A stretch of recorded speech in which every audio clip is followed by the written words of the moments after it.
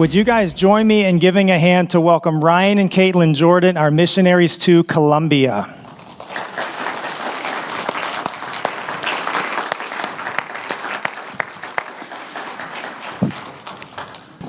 All right, so Ryan and Caitlyn are missionaries that we support as a church regularly in their work to Colombia.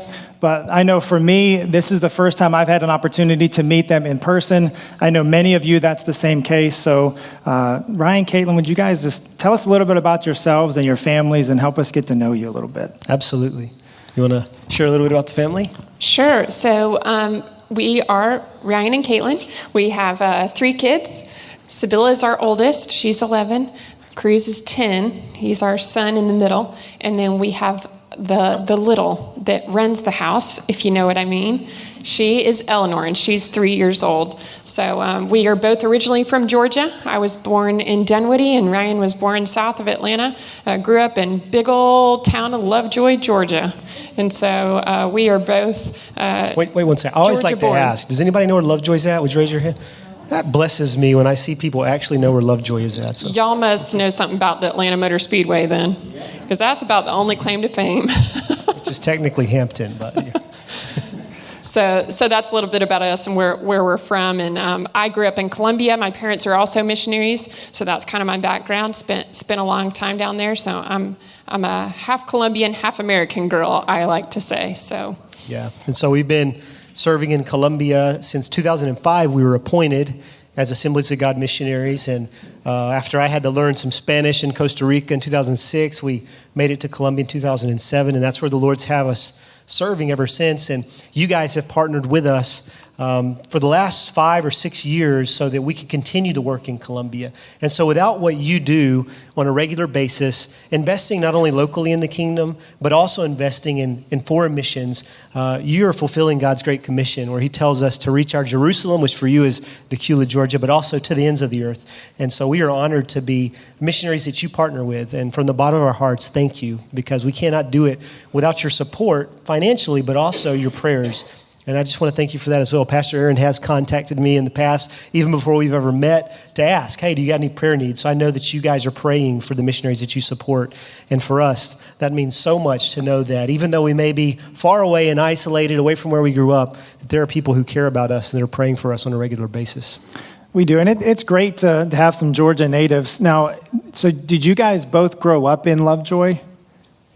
I was born in Dunwoody, but my parents served on staff as associate pastors in Dunwoody and for a small stint in Roswell, because back in the day you had to be either a fully appointed lead pastor or associate pastor in order to be a missionary. My parents both felt the call to missions since they were very young, my dad at 8 years old. So he spent his life working up to that until he could get to the point to where they were missionaries in Colombia. And so I was 7 years old when we got to the mission field.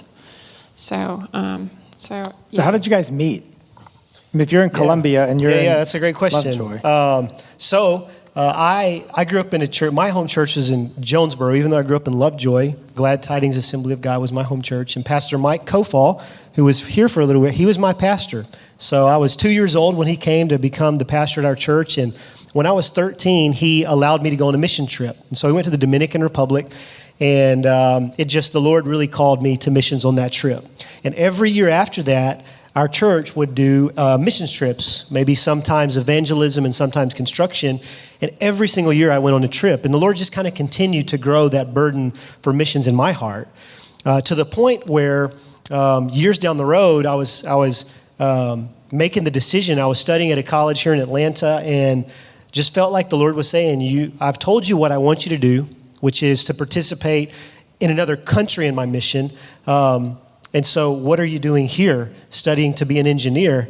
And so under that conviction, I left that studying path and went to Bible college in Florida.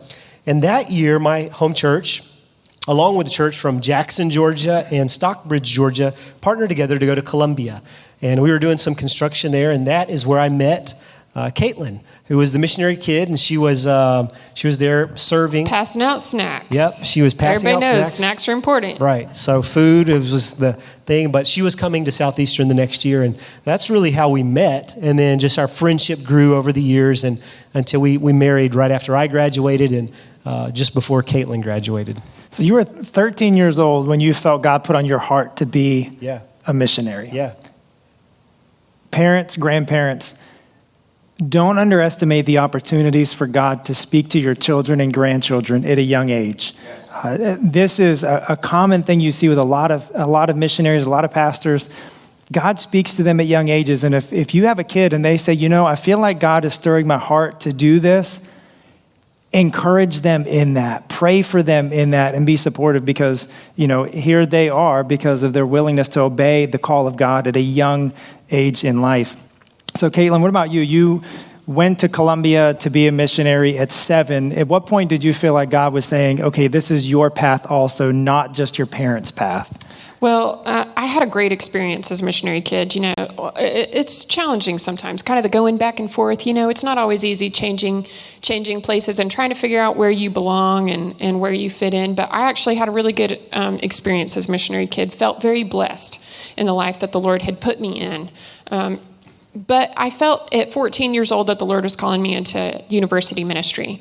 And so in my brain, because that didn't exist back in the day in Latin America, I thought, okay, well, I guess that means Chi Alpha in the States. So I'm on that path. And I felt very, very sure that I was going to be here in the States somewhere working on a university campus. And it was about 2 weeks before I had graduated from high school. And we were, my parents worked with Castle of the King. I'm not sure if any of you are familiar, but it's evangelistic things that you do, on the streets, choreographies and songs and dramas and things. And these teams that are based out of churches. And so every year we would do a yearly fast.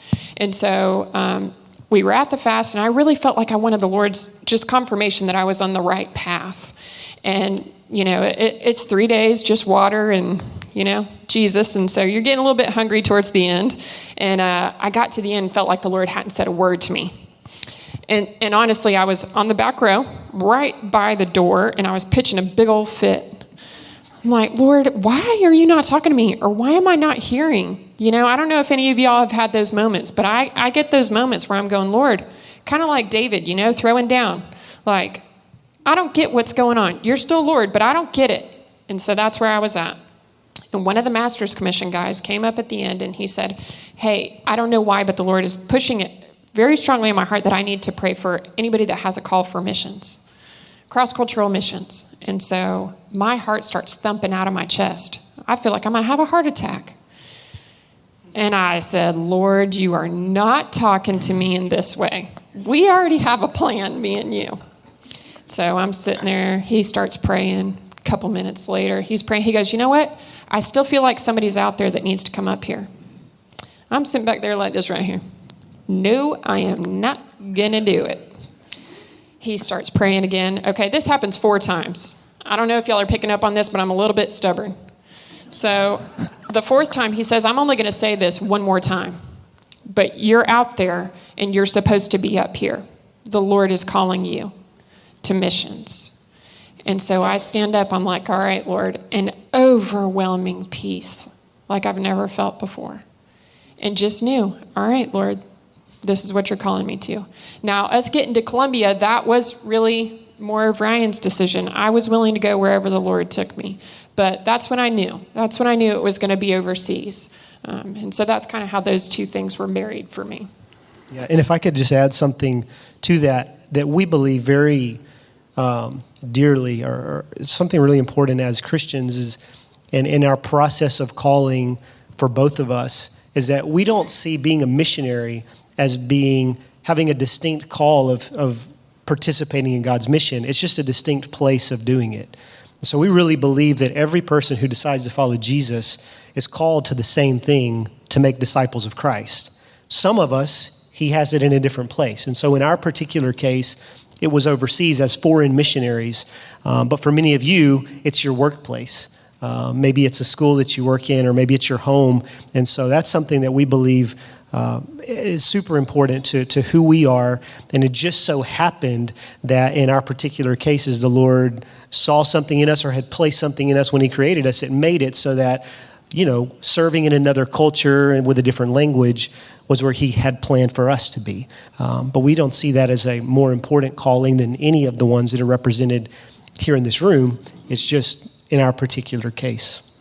Certainly. And I just want to take a moment and thank you for saying that. And for all of you and for any of you watching online, I hope you really take that to heart, that what God has called them to do is nothing different than what God has called you to do.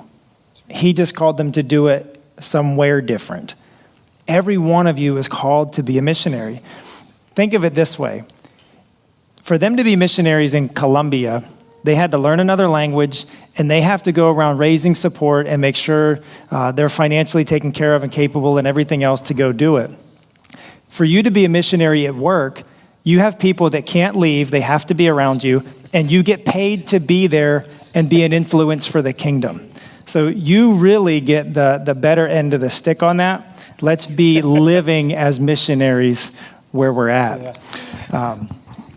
Missions is wonderful. So, but missions is a really broad category. If you've grown up in church, when you hear missions, you think they're doing, puppets with little kids and having a service outdoors, or just walking the streets telling people about Jesus. What exactly do you guys do in terms of missions work for the kingdom in Colombia? Yeah. Do you want to talk a little bit about what we do? Sure. We started out working with an indigenous tribe on the Colombian-Venezuelan border. That was our first couple of years. And after we came back, we were asked to take over the missionary training school. And that is taking Colombians that feel a call to cross-cultural missions, training them so that they can be the most prepared they can be on the field where the Lord has called them to. During this whole time, as I had mentioned before, I felt called at 14 to work with university students. During this whole time, we're knocking on doors, trying to get something started for university students, and it just didn't pan out. You know how the Lord's timing is the Lord's timing, and he has his reasons on why he opens doors when he opens them. And that was definitely the case for us. And so through a time of need and difficulty, really, it's interesting how the Lord births new things through desperation sometimes, through need, through difficulty, through hardship. But that's exactly what he did. And so we were able to start university ministry through that process. And this last term coming back, the national church asked us to expand the ministry and for it to be a national ministry. And so now we serve as the national directors of university ministry in Colombia. Ryan continues to work with the Colombian Missions Board and, other little projects on the sides, but our main focus at this point is getting Colombian university students that are in our churches to get that vision that they are missionaries in that place that is that university campus. Help them, train them, and get them to be intentional on their university campus to reach the lost and to disciple people. The way that we started, and when we started, it was just Caitlyn going on campus. She saw the need, and the Lord opened the doors and built some relationships. And so Caitlyn was just working with kind of small groups. Like I saw you guys have life groups. So we would do these things, but specifically focused at having non-believers come to these small groups we would do on campus. And so we would talk about Jesus, but it was a no commitment type of thing. You didn't have to be a Christian. In fact, if our groups were all Christians, we felt like we were failing, because the purpose of the ministry is to reach lost people and to do discipleship on a regular basis. And so we did that for a while. The first couple of years, Caitlyn and I would lead a small group, and then we had a couple of other Christians that joined us. But one of the key core values for overseas missions, for our organization, is this idea of, it's like the idea of an indigenous church. And it doesn't mean Indians, it just means a church that does it itself, a people that are able to do things themselves without somebody else coming in to be dependent on a foreigner to do a certain ministry. And so we started to shift probably in around this. We started in maybe 2011 or 12. And then around 2014, we started shifting to focus on not only being the ones leading small group and trying to make disciples, but trying to teach the other Christian university students who've been raised in a lot of our churches, who had spent years there, but never had learned how to share their faith on a one-on-one circumstance, or never learned how to share their faith really with someone who doesn't believe, or maybe had never learned how to lead a life group type of thing where you share a story about Jesus and help people understand who Jesus is. And so we started to shift because we saw, just the two of us, we were reaching one campus, but as we started to do this, the Lord opened new doors, and the university ministry spread to another city and then another city. And as Caitlyn mentioned, to the point where the organization there asked us to start working all over the country. And so the reason that happens is because the local church is willing to step out and to partner with this ministry. And so that's where our main focus is now. And what that looks like on a regular basis, I won't say day to day because no day is the same, but each semester we target a new city, and we'll go there and I'll meet all the local pastors, and then we'll start talking about what it means to reach lost people on university campuses. And then if they are willing, we will start working with their Christian students that have been raised in their church that are on university campus, teaching them the tools of how to lead somebody to Jesus, how to lead a small group, how to do one-on-one discipleship. And so that's where we are now in our ministry, and that's where we see the Lord leading us for the next 5 to 10 years. When we started, when the ministry started growing, we put a target of 40 cities in Colombia. And these 40 cities are the one that have we looked at a list with the most university students. And so 40 cities have a pretty large population of university students. And our goal is to be able to spread the ministry to those 40 cities. And right now we've been able to go to 13 cities. And while it's not functioning due to all of the circumstances of the past year in every one of those cities, we do feel like the Lord has allowed us to go and spread those seeds and start developing that process. And so if you would be praying with us over the years to come, that the Lord would bring along key people, key Colombians, and also key people here in the United States that would be willing to go and serve as a foreign missionary to just help this project of extending God's kingdom on university campuses in Colombia to go forward.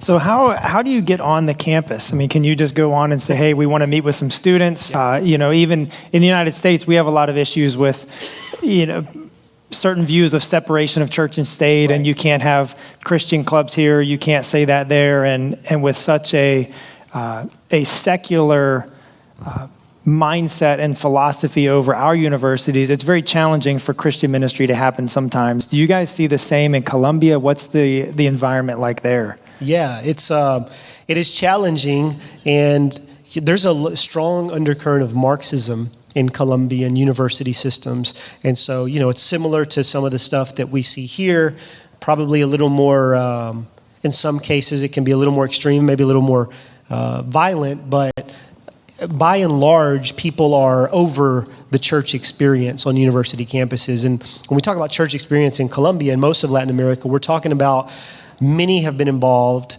in a Catholicism that doesn't consider itself Christian, nor do Christians consider many Catholics to be that. And they kind of have built this religion that we don't have the time to get into, but the basic point is people get to university and they're tired of this religion that they're away from God. And so they're tired of a religion where they have to, worship an idol or a saint or a virgin or whatever to be able to communicate with God. And so they reject religion in general and God in general. And so with students, there is certainly, they're like, oh, you're talking to us about church, and we don't want to have anything to do with church, But on the university campus in particular, as far as administratively, it is illegal to share to proselytize on campus, which means, asking someone to make the decision for Christ. The way that you get around that is that you just talk about your life and your story. And that's something for any of us here to do wherever we are, is we share. No one can argue with what Jesus has done in my life, right? Because that's my story. And so what we find is by sharing our experiences in these small groups and talking about what Jesus means for me, it opens a door for those university students who come to pursue Jesus instead of us, giving it to them like an ultimatum, So when you say you're having a group, it's not like, hey, we're having a Bible study at 2:00. If you want to be here, come. Yeah, we don't call it a Bible study, but we do have Can you have a Bible study? You can, absolutely. You can have a Bible study on campus. You just can't encourage them to become Christians. Right. We can't say, to be part of this study, will you accept Jesus Christ as your Lord and Savior? However, when they get to the point where they say, I want to be like this, I want to follow Jesus, then absolutely we can help them with that. We in particular in Colombia do not work to make our ministry official on the campuses. Because our ministry is based basically out of local churches with Christian students who are university students, they're allowed to be there. It's their campus. They're the ones studying. So what do you mean by these groups? You just, get a couple people to hang out and say, let's go get a burger or taco and kick it? So the way our small groups start at the beginning of the semester is what we teach the students to do is to identify people that are maybe studying the same degree field as they are, or maybe they're people that they just see on a regular basis. And we ask them to identify the people that you can build a relationship with or a friendship with and try to just start developing that relationship first. In this time, what we teach throughout we have a kind of a 12-week program where we teach students how to share their faith and how to do it in a relational way. We teach them to be intentional with everything you do, because very quickly it can just be social time. You know what I mean? Like you have to be intentional about sharing the seeds of the gospel and sharing your relationship with Christ in a social setting. And so it starts that way, and then it becomes an invitation. Hey, at this time, I have a group of friends that are just like you and I, and we get together and we talk about stories of the Bible. We don't call them a Bible study. They have the freedom to call it whatever they want. Most of the time, it's just a small group is what they use. But before someone comes to that group, they know that when I go there, there's no pressure. I don't have to be a Christian, but they are going to talk about Jesus. And so what we do is we have several series that we use, a lot of them like over the life of Christ, some of them over like the Gospel of John. And so we'll take stories, Bible stories, we'll read them from the Bible, and it's an inductive Bible study, which means inductive Bible study is basically we don't teach our leaders to sit there and just preach a sermon to the people that come to the small group. We teach them to share the story and then ask questions. What does this mean to you? What do you think about that? And obviously they're prepared to guide these students through this process of discovery. And we always have a place that we want to end in this Bible study. And we always end with prayer. And so it's amazing that when you're in these small groups, the people that do not follow Jesus or are not religious, they're the ones that confess their sins and ask for prayer. And it's incredible to see how they see the power, what you're talking about. They may say, I'm not going to go to church, but hey, why don't you talk to your God and ask him to help me with this or that. And so what we see is the Holy Spirit doing the work. If we're willing and we're obedient to live our life in front of them intentionally for Jesus, then they will see that. And when we talk about Jesus and all we do have outside of the small groups, which are focused on Bible study, though we don't call it a Bible study, we do have social groups. And so, Friday, Saturday, maybe people will go on a hike or a walk or just share life together, the university students. But that's the way that we work hard to reach non-believers. And sometimes it happens in 2 weeks that someone may accept Christ, and sometimes it's a whole university degree, 4 or 5 years. But the investment of time, what we tell the students is you're already there studying a degree. You're already there. Do something more than just get a professional degree. Make disciples of Christ on your way. And what we've found is that by putting the university students that are already believers to work, it strengthens their faith. It gives them purpose in the place where they're at. The statistics tell us that out of 7 university students that grew up in the church, by the time they reach campus, 4 of them fall away. That's startling. How do we keep 3 out of 7? That's crazy. But if they have purpose, if they go knowing this is my mission, I am here to represent Christ and to bring somebody with me, it really strengthens, deepens, I would say, their walk. And often that's where they flourish most, where they begin to, on their own, of their own volition, begin to share their faith. So that's where we see them really come alive in their walk with the Lord. So what kind of challenges have you faced with that? And especially, everybody's glad that 2020 is over, right? Anybody want a do-over? I'll take. Anybody want to do COVID over again? Oh, no. But COVID wasn't just a United States thing, it was a global thing. And so that impacted them as well. How did COVID impact you guys over the last year and a half? Because when did you come back to the U.S.? December. We came back in December. In December. So they spent the whole, year of 2020 in Colombia trying to do missions work on campuses with nobody meeting? Right. Yeah. So, I don't know. Do you want to? So, yeah, I'll share a story Okay. if that's okay. Share a testimony. You guys want to hear a testimony? So, we, immediately went to Zoom, as everybody did. I think that was the big. All right, let's do Zoom. Classes were on Zoom. Church was Zoom. Small groups were Zoom. Everything was Zoom. But a few of the female leaders, we had a girls group that was meeting before, and we were all talking, and they said, I really think that we can reach out to these girls through this way, and I think that they will connect because a lot of them are hurting.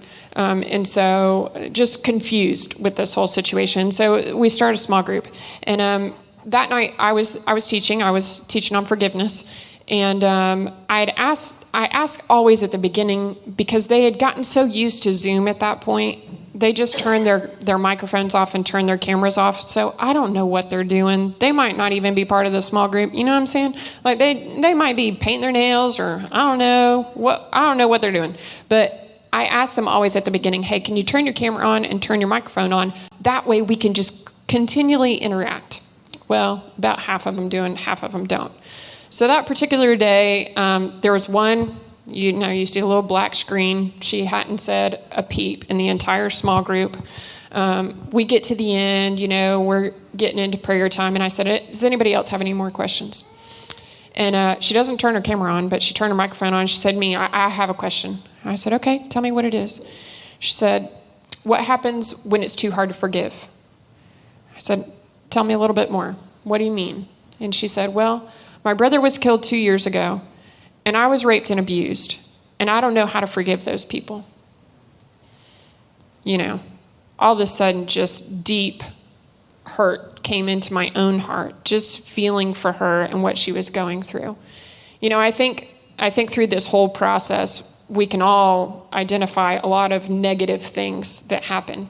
But that night, the Lord spoke very clearly to me, there is anonymity here that you can use to our advantage to reach people, because she opened up in a way that she would have never done had she been sitting face to face with other people. Had she been sitting in a circle in a small group or whatever setting and had to have all those eyes on her when she expressed these things, she might not have ever opened up about that.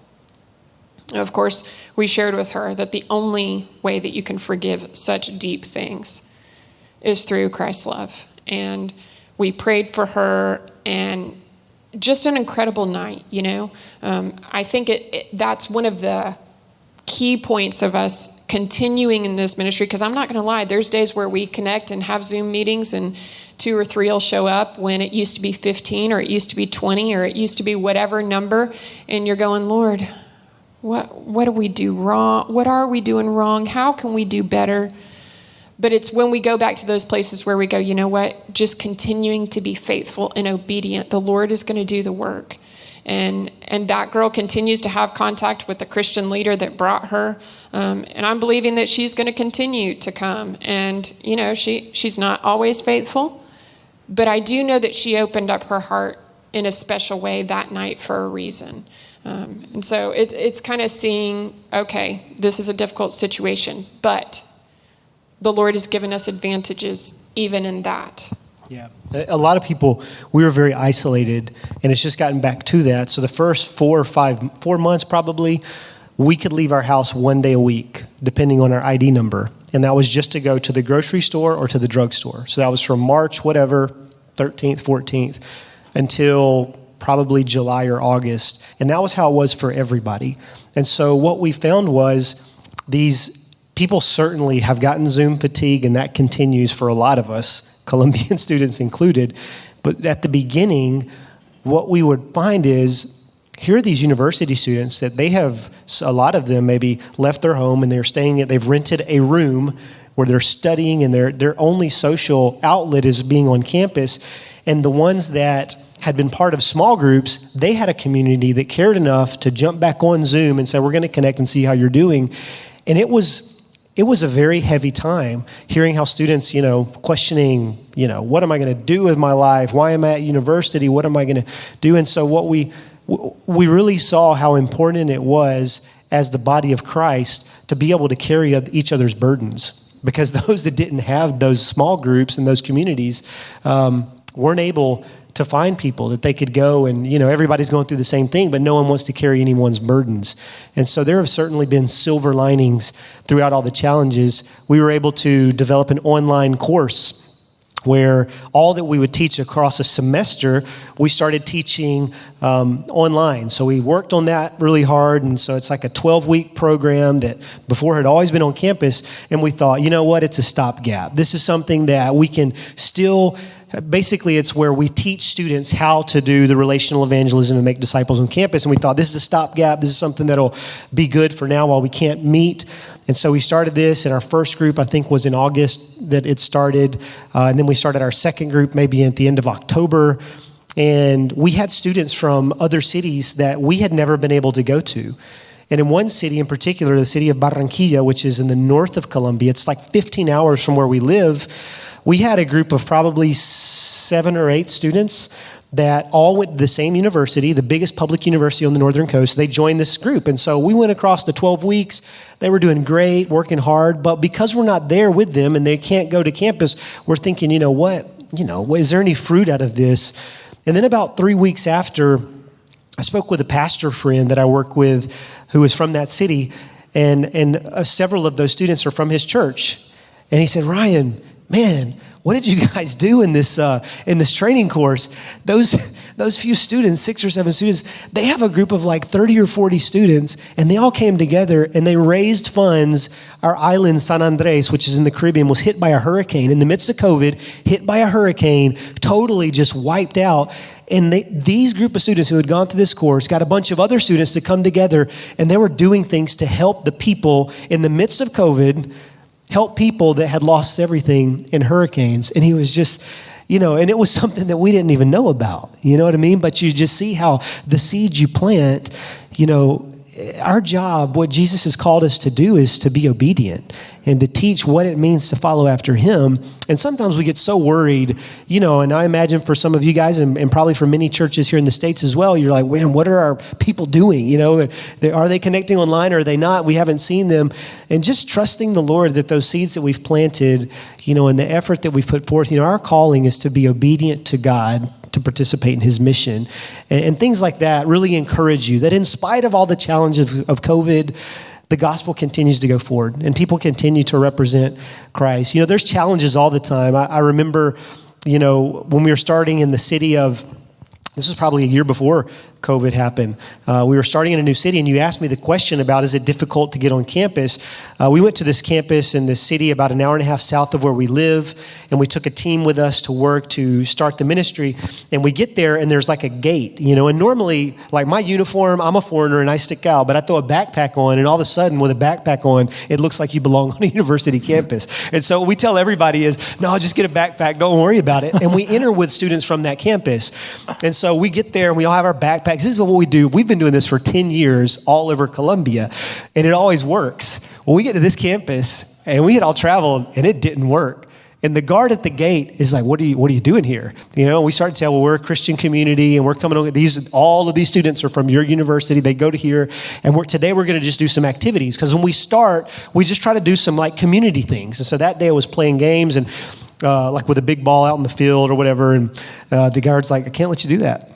And so I'm sweating and I'm stressed out. And he says, well, let me go talk to an administrator. And then I really get worried because I'm thinking they're going to kick us out of the city. So why are they saying you can't do it? Because you're Christians? Yeah, well, because we weren't part of that. I wasn't part of that campus, and some of the other students that were there with us. And we told them that it was a Christian club. That probably drew up some red flags for them.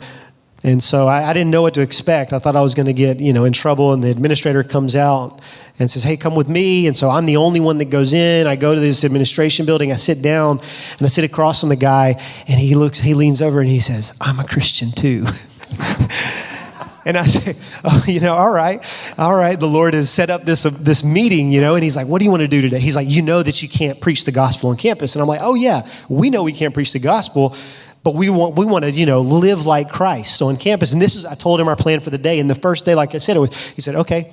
He said, let me talk to some people. So he talked. We get on there. Turns out this university had never been able to develop any student life. Never. It was like a commuter college. And so we get out there, and before we know it, we had hundreds of students playing this volleyball game with a huge ball, right? You've seen those huge blow-up balls that you get, huge. I mean, just tons of students out there. Teachers were letting their students out of class. I was like, this is incredible, And there was one student who was off to the side with his arms crossed. Because what we did is we would play the game and then we would split off into small groups, and all of our Christian leaders that already were part of, we call the ministry Red Universitaria, University Network, they would go and they'd sit down and do small groups. And these were like the introductory small groups. Who am I? Why do I follow Jesus? Like I say, just sharing their own stories. And the kid that had his arms crossed, he looked at me, he said, I know what you're trying to do. I want you to know I'm an atheist and I don't want to, hear these messages. And I was like, okay. And he said, but can I still hang out with you guys this week? And I was like, yeah, you can hang out with us. And so every day we would do something different. And this guy would show up. I mean, the most random, we have pictures. We're out on the street eating street food because we'd leave campus and this guy, his head's in the background. It looks like he's photobombing all these pictures, but it really does. But he was the guy that told us the first day, I'm an atheist and I don't want anything to do with every activity we do, we always break into moments to share about what it means to follow Jesus. And so he just would never participate. Well, the last day comes, and he's like, I want to say bye to everybody and everything. Well, tomorrow we're going to be doing our debrief, which is basically a devotional. And we talk about what the Lord has done with our team at a church. And he'll look at it, he's like, well, can I still come by to say goodbye? And I said, sure. And so we're doing our debrief the following morning, and he hadn't showed up, and I figured he wouldn't. But then I hear a banging at a door, and I go running outside, and he's banging on the garage door. It was a church that was made out of like 3 or 4 houses. And he's like, he's sweating. Am I late? And I said, no, we're still here. We're finishing up. Come on and say goodbye. And what we were doing is each person would sit in the middle. We were in a Sunday school room, probably 15 by 15 room, chairs around the outside of the room and one chair in the middle. And each person would share about what the Lord had done in their life that week. And so we finished and we prayed for the last person, and we're saying, okay, this guy's here. He wants to say goodbye. I'm not sharing with you his name because this is online, and he shares some personal stuff. And so, he says, I want to say something, And, you're always cautious when it's someone you don't really know that wants to say something, and say, okay, yeah, go ahead. And he says, the first day I told you, and he pointed at me, that I was an atheist and I didn't want to have anything to do with, hearing about church or Jesus or anything like that. He says, but you still let me hang out with you guys every single day. He said that 2 weeks ago I tried to kill myself. And I am not from the city and I have no friends. And in spite of me telling you that I'm an atheist and I don't want to hear about your God, you let me be a part. And I looked at him and I said, it's not because of who we are. It's because of who we follow. And right there he said, I want that. And he decided to accept Jesus as his Lord and Savior. That's exciting. Yeah. The challenges are always there. Whether you're in a Zoom meeting during COVID or whether we get back to normal life, the challenge of sharing the gospel and the obstacles we face are always going to be there. But the reward, if we're willing to be obedient and to maybe take a risk, maybe for some that's taking a risk, the Lord will reward that effort. And all we've been called to do is to be obedient to his mission, let him take care of the rest. That's exciting. So great to hear. You guys see their name on the screen and we pray for them, every 4 or 5 weeks. So great to hear actual stories of things happening. And I don't want that to be lost on us either. I mean, you see the challenges and the hardships. They were only allowed to go out once a week based on their ID number to go to the store. But they didn't really care. They're like, we're just going to keep making disciples however we can and not worry about how we can't. And I just want to let that be an encouragement to all of us.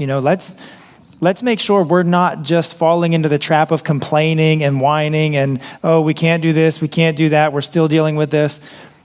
The kingdom is entirely disconnected from all of our circumstances. We keep making disciples anyway, and God opens new doors that wouldn't have been opened if it weren't for those things. Yeah.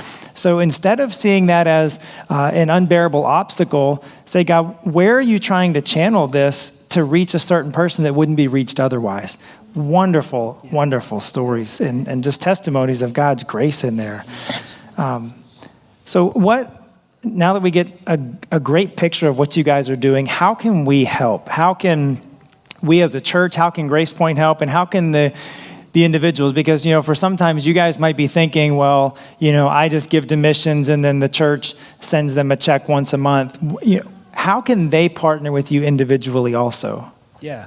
Well, it may seem overstated, but truly your prayers are incredibly important to what we do for all of us. But it's incredibly important when you serve as a foreign missionary and you go to some place where your support system, you can't take it with you physically. And so knowing that you're here praying for us, getting an email back from your pastor, and if you would like to as well, you can all sign up for our newsletters through email address. Those type of things where we know that you're there with us praying for us is a huge part. As one of the most incredible things about being part of the Assemblies of God, and if you don't know this church, it's not the most important thing, but this church is affiliated with the Assemblies of God. And one of the core values of the Assemblies of God is the local church doing God's mission throughout the world. And we believe we do that not only through sending as a local church, but in planting the local church wherever we go. And the reason we believe that is because throughout the book of Acts, what you see is God empowering the local believers to not only reach their local community, but also to send those who will go to other places where the gospel needs to be preached. And so for us, that connection with the local church is vital for what we do. And so through your prayers and the laying on of hands is one way that you support, but also through financial support. And so as I mentioned at the beginning, you guys have been partnering with us for over 5 years, helping us to continue doing the work in Colombia. And so that help not only helps us live, but it also helps us to maybe pay for some Colombian students to do things. We are so blessed that with the funds we have, we were able to help new ministries get started in new cities. And so the financial support on a monthly basis is probably the most important thing for us as Assemblies of God World Missionaries who are sent out. Because when we are overseas, we are dependent on the commitments of people back in the United States, like the church here, that enables us to do that. And so that commitment, we have people that support us from $10 a month up to hundreds of dollars a month. And if you find yourself in a place where you would like to invest through your local church by doing, I don't know if you guys do faith promises or talking with Pastor Aaron about how to support or directly with missionaries, those are key ways that you guys help us. And in particular, in our case, this year while we're here, our goal is to raise more monthly supporters. And so we need to raise more monthly supporters to return and to continue the work. And so for the entire year that we're here, it's a blessing to get to come to a church where you have already been supporting us as a church. But part of the work also this year is visit new places and new people who would be willing to partner with us in order to continue to reach university campuses in Colombia. And so it's not just the church that can send them money every month. If what they're doing in Colombia, working with university students, training them to go and make disciples really resonates with you, you can also hook up with them and become a regular monthly supporter personally. That's something that individuals can do as well, not just churches. Man, I'm so glad you guys were here. So glad we got to hear from you, get to meet you, see some faces to go with the names, to meet your family.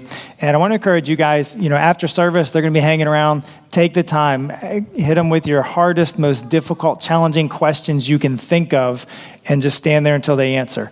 Yeah. Do that. Yeah, and we'll give you a prayer card too. It's got a picture of our family so that you can put it in your Bible, in your refrigerator, wherever you'd like to, and keep us in your prayers that way as well. But yeah, get to know them, talk to them, pray with them, see how you can give to support them financially. Make it a commitment to pray for them daily because they're doing some great things for the kingdom. Let's give them a hand. Thank you guys so much for the work that you do for the kingdom.